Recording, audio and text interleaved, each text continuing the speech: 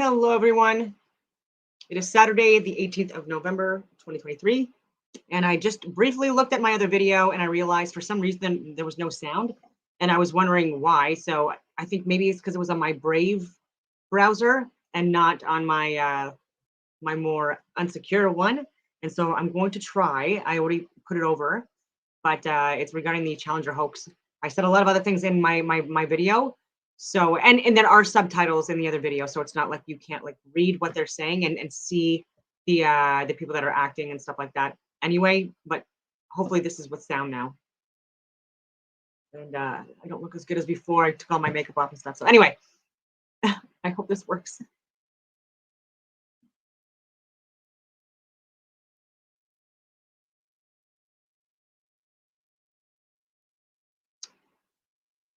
You have no purpose. What's stopping you? Look out here. There's no curvature. 120,000 feet, 30,000 feet, it's nowhere to be seen. Where's the curve? It's time to pay attention. It's time to wake up. It's time to become free.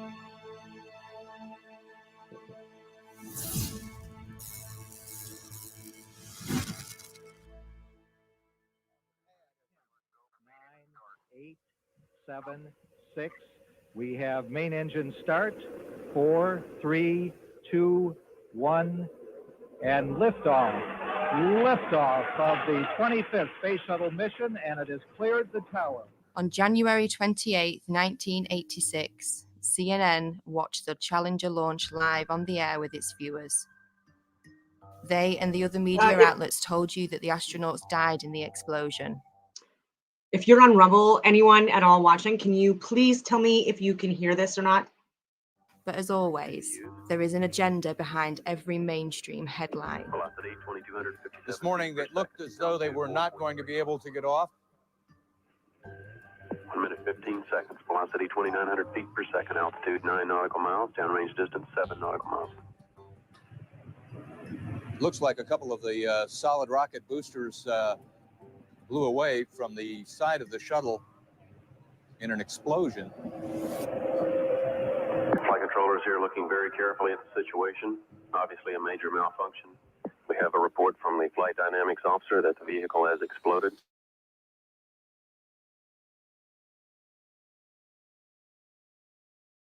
Challenge. We know we share this pain with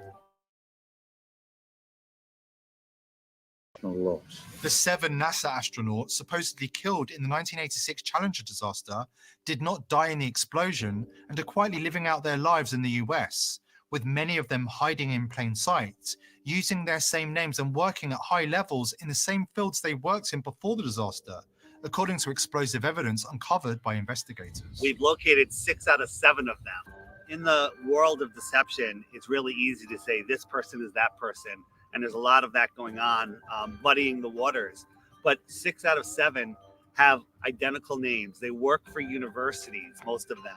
There were no people in the Challenger. That was a hoax. That's been proven conclusively by researchers and reporters, investigators, who have found that those supposed people that were in the Challenger are still alive today. We remember Dick Scobie, the commander who spoke the last words we heard from the Space Shuttle Challenger. We remember Michael Smith. I just linked the video on Rumble if you want to watch the full video. It's Level With Me 2023 version, and it's Hibbler Productions that produced it, I believe, and they have multiple other videos as well. We remember Judith Resnick. We remember Krista McAuliffe. We remember Ellison Onizuka. We remember Ronald McNair. People still think the Challenger exploded with these astronauts. It was a horrible thing. Never happened. Yes, the rocket exploded. There was no one on board. So imagine you're at the launch of the Challenger. This is a historic moment and it blows up in midair. Whether you are personally related to somebody on there or don't know anybody, you're going to be a mess. This is an emotional, incredible scene. And CNN was reporting and they told the cameraman, let's get a live shot of Krista's parents. And when they zoomed in on them, they were giggling, they were laughing, they were smiling. I don't know how you can put a smile on someone's face, even if you told them the funniest joke in the world at that very moment. Just look at their face. Is that the face of somebody whose daughter just blew up in the most horrific, violent accident ever? Or is that somebody playing a role, not knowing that they're on camera and thinking about the money that they may have gotten? You can hide somebody that's allegedly dead right in plain sight.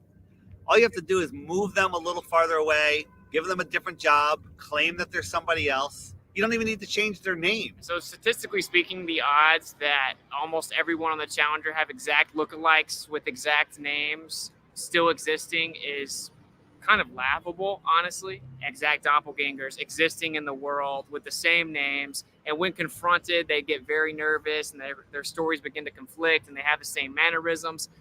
You know, it doesn't take a lot to put it together, honestly. Let's start with former NASA astronaut Michael J. Smith, with the same name as this retired professor from the University of Wisconsin-Madison.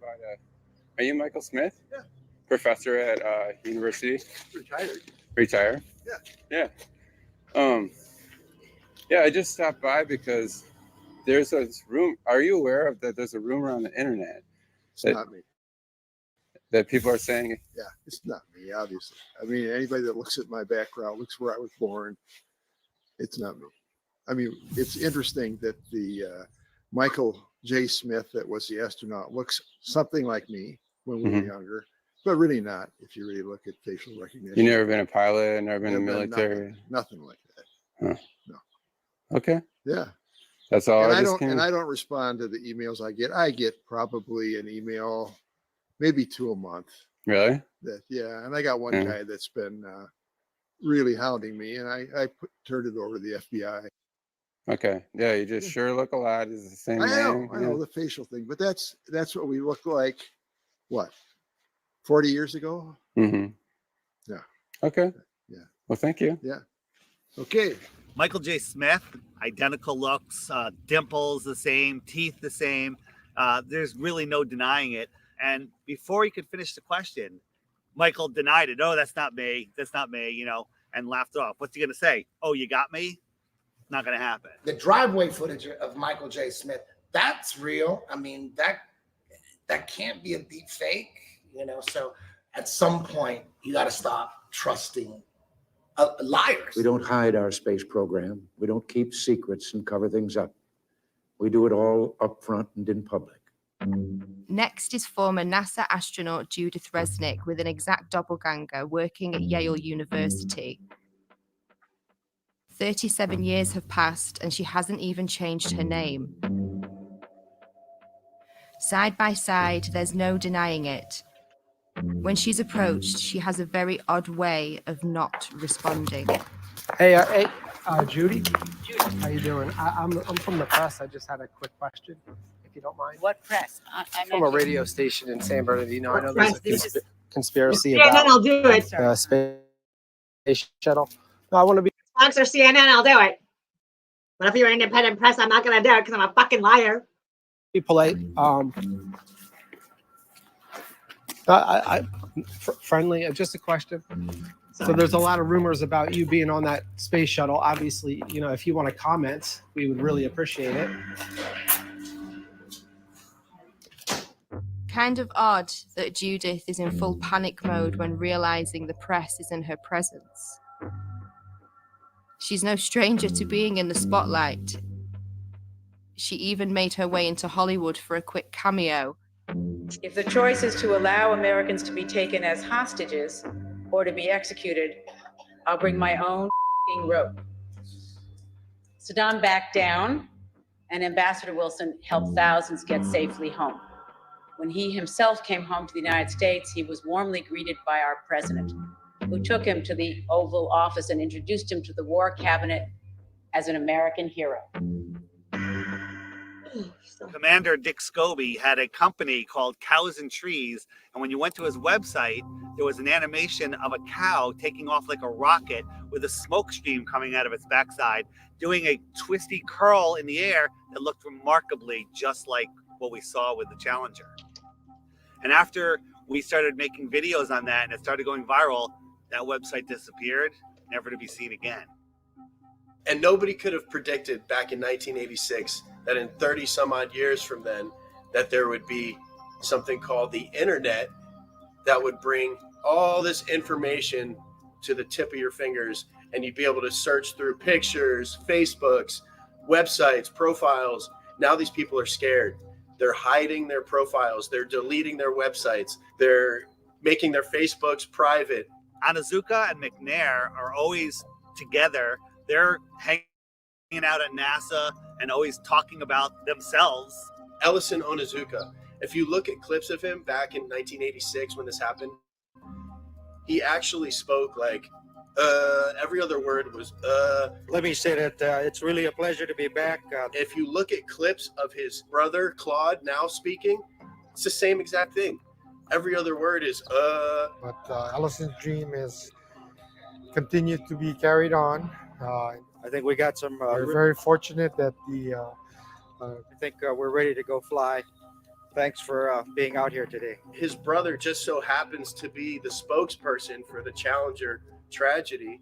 Why aren't there any pictures of his brother back when this happened? Why didn't his brother speak at the funeral? Use your head. Former Governor Ariyoshi, who has a story about a picture that survived the Challenger disaster. Ellison Onizuka came to see me one day, and he wanted a family photo. And he wanted to take it up on a Challenger, and he's going to bring it back, inscribe it, and autograph it. But that Challenger accident happened, and I felt very sorry to lose Ellison. But I didn't even think about the photo. I thought everything else must have been destroyed completely. About 2 months later, Lorna Onizuka called me and told me that they found in the water, NASA found the personal preference kit of Ellison Onizuka. And she said there were two things in there. One was a monk's prayer, and the other was his family portrait. So I told her, oh, then it must be in terrible condition because the astronauts, the big bang up and the ocean in the water for 2 months. She told me, no, it's in perfect condition. And she said, I'm going to bring the picture over to you and present it to you. And then in the meantime, NASA got the picture and they put this together for us. Ronald McNair conveniently has a twin brother named Carl McNair who looks exactly like him and is at a lot of the events now, but was nowhere to be found when the explosion happened. Krista McAuliffe was a fairly new teacher, just 3 years at that school. To get her story planted, all of these people, the parents, the astronauts, everyone involved that you saw, are crisis actors. Essie was at the Cape in the stands to see Tuesday's launch, a sight that she says still haunts her. Why didn't I leave too? But I thought, no, I want to stay and see it.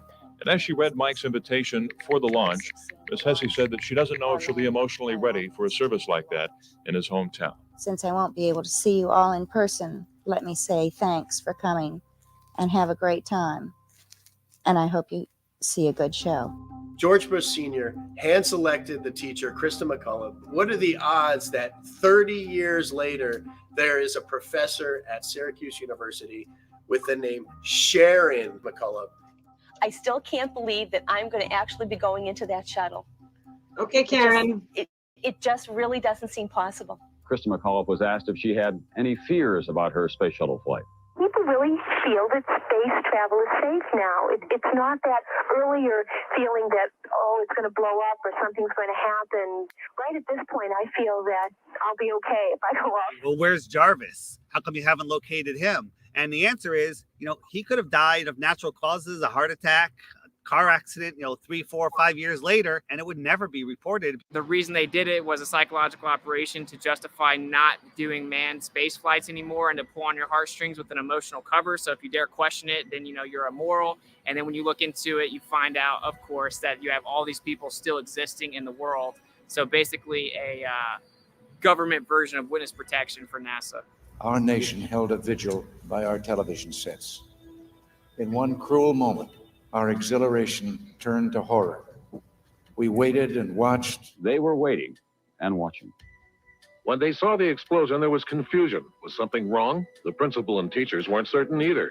Then it got very quiet as the horror of it began to register. Besides the trauma-based mind control and putting children through that trauma, and also it reinforces their model. It reinforces their religion. Look, all that this terrible thing happened. We're trying to go to space. We're trying to explore for science. But oh, look, all those people died. But at 1 o'clock, school was closed. It had to close. I felt as if my whole body blew up inside when I saw that. And I can just never be as shocked as I am now. Seeing it That's sad. That's so with messed my up, own right? eyes, it really just I talked about that too with Orson Welles, or sorry, H.G. Wells, or whatever you want to call it. Was it the world's alien invasion that he was talking about? Broadcast radio, like 85 years ago, and people killed themselves over that. Like, it freaked people out. I talked about this in my earlier video, but I hope the sound's on for this one. scared me. Some astronauts blow up in a rocket. What does that do subconsciously to the average person? They don't want to go up into space. They don't want to blow up in a rocket. We'll leave that to the professionals. We'll leave that to NASA or government. Once they had seen the evidence on the visual screen that there would be no survivors, it suddenly became apparent to them that they were dealing with death. The government had incentivized the different public schools to play the Challenger in their classrooms. So they rolled their TV sets out. They had all the children sit down and get ready to watch it. And 20% of the American public watched the Challenger event happen live. And within 1 hour, 80% of Americans had seen the Challenger tragedy happen. So just like with 9/11, they have everyone see this traumatic event, and then we're all in unison that we're traumatized. When it blew up, it was a form of trauma-based mind control that, you know, some people will never grow out of. And then the emotions kick in and you're unable to think logically about what's going on. Of course, this was planned. They made every school show this event live. They wanted these kids to grow up defending this tragedy. Think about how many field trips come here, unfortunately. And they go in and watch that Heroes and Legends thing, and they come out thinking that this is the greatest possible hero that they could ever be. And that's just, they're actors. And we're building them up higher than your father, police, military, all these people that are actual heroes. These are actors working for a government agency. So Next. hello. I'm going to get one of these signed if that's all right. My name's Justin. Yes. Yes, with an IN. Where are you from, Justin? Orlando. Oh, Yeah. you're not far from Not too far. No, I'm okay on a picture, but thank you. I do have a question though. Sometimes when we're watching the ISS footage, you'll see the astronauts sometimes connected to like wires and harnesses. Is that to keep them like in the frame during the broadcast, or what's the reason for that? No, I haven't actually. You mean while they're inside the shuttle? Yeah, like when they're inside the ISS, sometimes during the feeds, the broadcast, you'll see kind of yes, pulling on their belts or something like that. So this video is not about that. So I already linked the video if you want to watch the full thing. I wanted to expose the Challenger hoax. This time with sound. I'm sorry about that. And so yeah, I've been up since 3:30, so like I'm yawning a little bit. I apologize for that. Anyway, I will leave it at that, and I hope that everyone has a wonderful rest of their Saturday evening.